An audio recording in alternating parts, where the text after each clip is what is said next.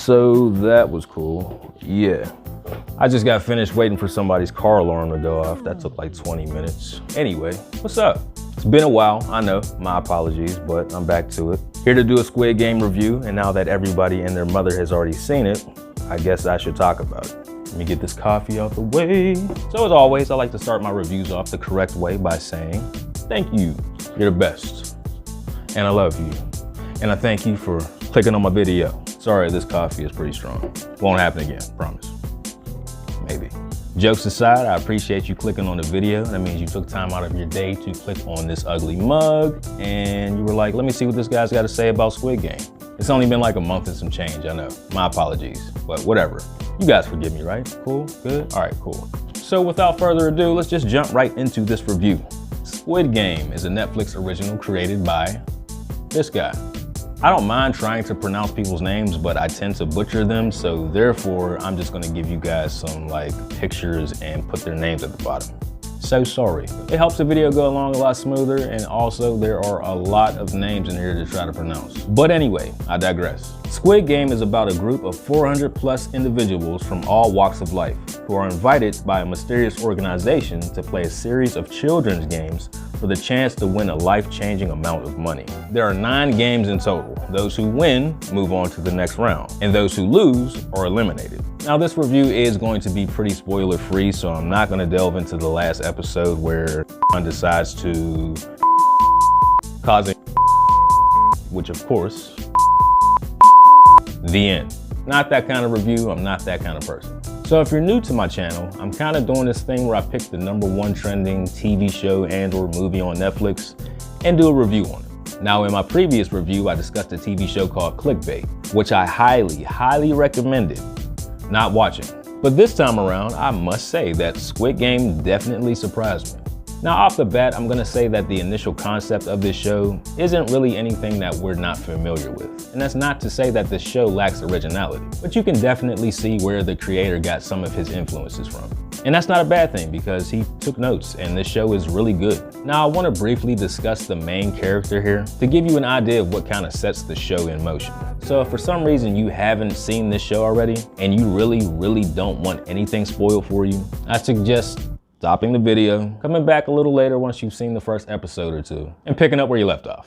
All right. The show follows our main character, Song Ji-hun, a clever thinking but down on his luck kind of gambling man who runs into a bit of trouble with some people he owes money to. He also finds out that he may not be able to see his daughter again, or at least as often as he would like to. Until one night, a mysterious man in the subway station challenges him to play a game. If Song wins a round, the man will pay him. And if he loses, the man gets to slap him. I found this scene to be an interesting tool for some foreshadowing for the main premise of the show, which of course I won't delve into for obvious reasons, but it's still pretty cool. And this is where the show pretty much takes off running. And of course, with there being so many participants in these games, the creator can't spend time on each and every one of them. So, along with our main character, and I'm gonna call him Song Ji, I think that's cool, sounds cool, whatever. We have some side characters, all of whom are very well acted, have some very well thought out and interesting backstories, and character development. My favorite being Abdul, played by this guy, who in the show is just genuinely a good guy, with some solid and admirable reasons as to why he chooses to be part of the Squid Game. Now there's a scene in the very first episode, which in my opinion, absolutely solidified just how good of a person he was, and instantly made him likable. I was checking up on this show via Google and he's like a fan favorite, and it makes sense. This scene is kind of subtle, but very impactful and very well done. The rest of the cast is really good too, and there are a lot of characters that you will find yourself becoming very invested in. Be it their well-being or their downfall. Seriously, there's some characters in here and I just wanted to like, but aside from the great cast here, I want to give credit to the creator for being able to establish such high stakes throughout the show. Because the prize money isn't something that can be split amongst any of these players here. Only one person can come out on top, which in turn causes some alliances to form and fall apart. So as a viewer and the players in the show, you never really know who you can trust. Now, as far as the games that the players take part in, I think I'm familiar with all of them except 3. But with every game that is played, the tension builds. And I did find myself at times, for lack of better terms, on the edge of my seat. Not only because of how well these games were implemented within the show, but also because of how invested I became in these characters, with the exception of maybe one or two. But you do want to see these characters succeed. And despite Song-ji being the main focus of the show, there are times where you're uncertain if he'll actually make it to the next game or not. Because none of these games are specifically made or tailored to any player. It's all random. No information is given prior to these games played. Everybody is as clueless as the next person, with the exception of one person, and I don't want to spoil who that person is. But even with the information that this person is given, there's so many different factors in play that it's almost impossible for one person to come out on top each and every time a game is played. Some very, very tense situations here, especially when teams are involved. Really, really good stuff here. So I know I've been praising this show so far, but I do have a few gripes, believe it or not. Gripe numero uno. In the second to last episode, some players are successful in their attempts and they make it through a game.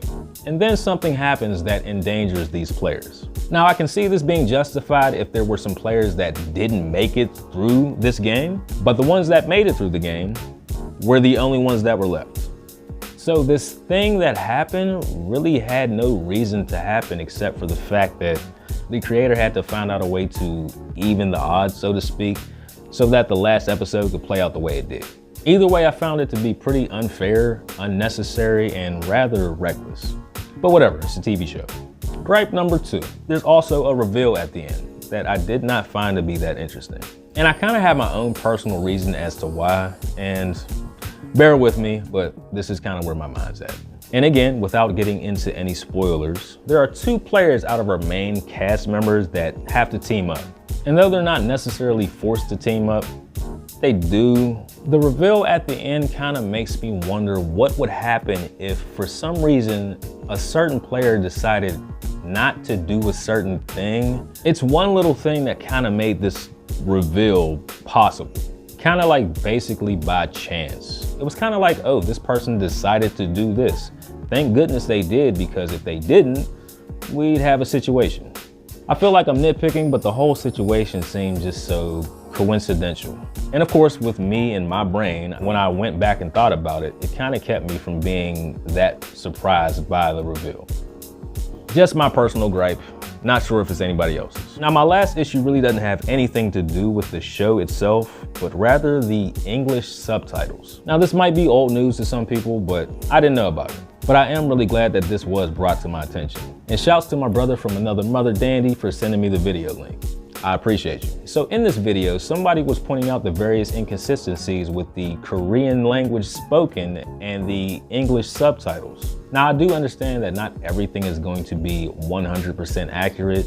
What does bother me is that some of these translations should really be translated properly. And I don't speak a lick of Korean, nor did I know about any of these kind of situations happening until this video was pointed out. But going back and watching the show and seeing what they changed via English subtitle kind of made me wonder why they did it. Because a lot of what makes these characters so interesting in the show is their dialogue. Because throughout the show, there are a lot of meaningful conversations that happen, and they happen to flesh out the characters and make them more likable or relatable or more interesting. And in some cases, which was pointed out in the video, some dialogue is used to explain or state something very important that serves as something to recall and or reflect on throughout the show. So as a creator, you're kind of done a disservice when the actual spoken dialogue does not match up with the English subtitles. It's also kind of sucky for the actors as well, because it really doesn't give them a chance to be as interesting or compelling as they should be. And again, I've seen enough TV shows and films to understand why certain scenes might get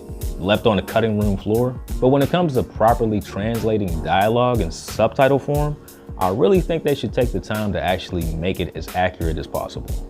But yeah, those were my only gripes with this show. The last one probably being my biggest one. And I had no idea what to expect when I started watching this show. But I came out of it very pleased and very happy with the finished product. Interesting characters, an engaging concept, some high tension and nail biting moments, and also, which I forgot to mention, a few interesting side plots throughout that serve as a bit of insight as to why this mysterious organization even exists in the first place. And also gives us a little bit of information on some things that happen underneath the surface. So once again, this show was really a breath of fresh air, especially coming off of clickbait.